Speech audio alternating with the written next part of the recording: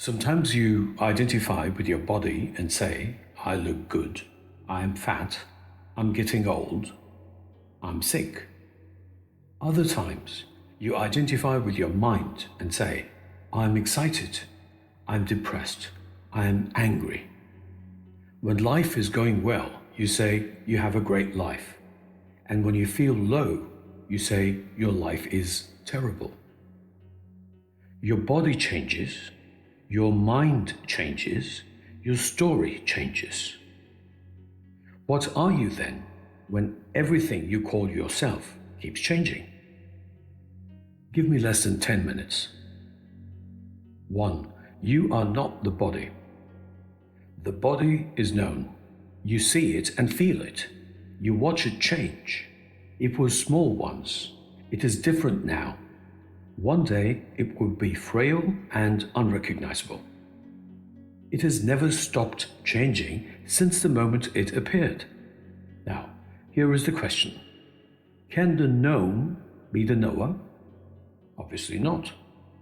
You have a body, but you are not the body. 2. You are not the mind. Thoughts appear and disappear. Anger arrives and leaves. Fear comes and goes. Even the silence between thoughts comes and goes. So if everything in the mind is passing through, what are you? You are the one in whom all of it is happening. The knower of the mind cannot be the mind. You are not the thought. You are not the thinker. You are what remains when the noise stops. 3. You are not your story. Your name was given to you by others. Your past is memory. Your identity is a collection of recorded experiences that the mind calls mine. Stop at the word mine. You say my childhood, my pain, my reputation, my achievement, and even my life. If it is my, it is not the final I. The story is known. You are not the story. 4. What remains? When the body is set aside as known, when the mind is set aside as known, when the story is set aside as known, what is left? Awareness. Not a theory, not a religious claim, not something you need to practice into existence. It is a simple, undeniable fact of knowing. Before thought, it is there.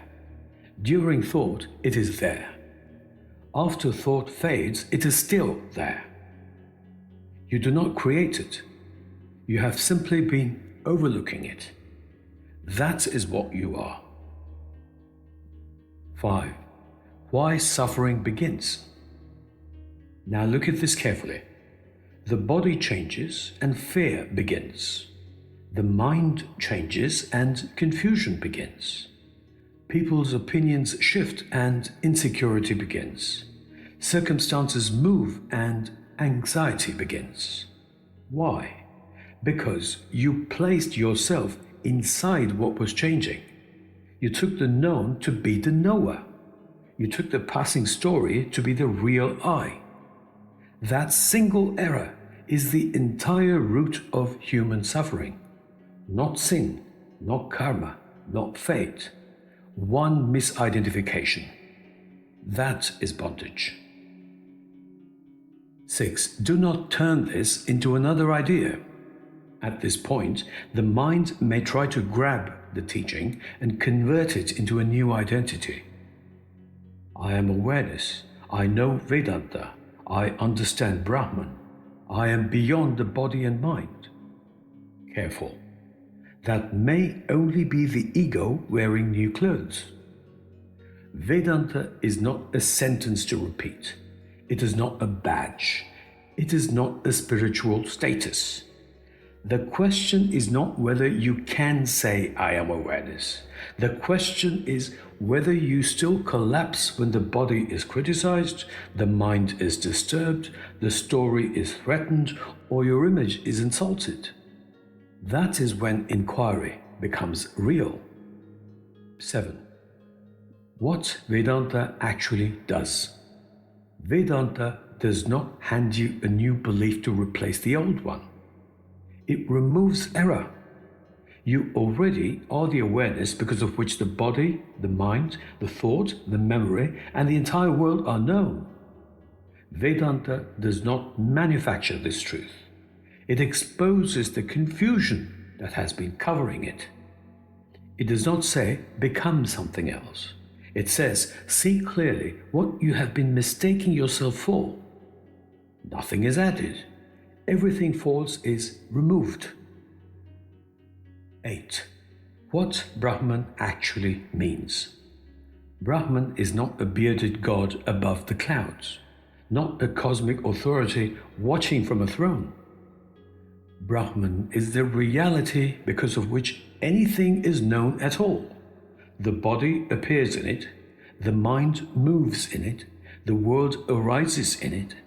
Even this moment of reading or listening is happening because of it.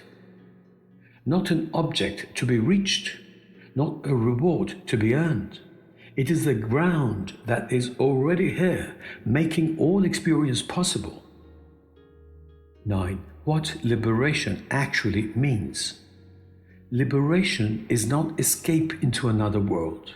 It is not joining an ashram, acquiring a title, or becoming someone others regard as spiritually elevated. Liberation is the collapse of the central error.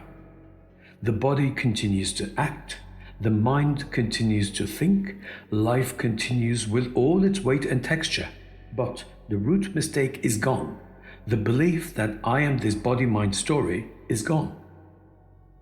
Once that error is genuinely seen and not merely understood as an interesting idea, life stops being driven by fear, vanity, and borrowed identity. 10. Do not believe me. See it. Everything you have ever called I has been known. The body known, the mind known, the story known, the fear, the desire, and the confusion all known. You are the knower. You have never been the known. That is Vedanta. No costume, no institution, no borrowed holiness, no performance. If the false I survives this inquiry untouched, nothing has happened. Sorry. But if the false I collapses, Vedanta has done its work. Costume cannot replace clarity.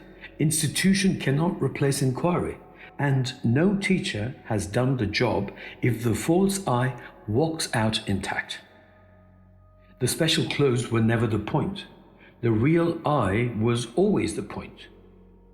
The I you have been protecting all your life was never you. What you truly are has never been born, has never suffered, and has never needed saving.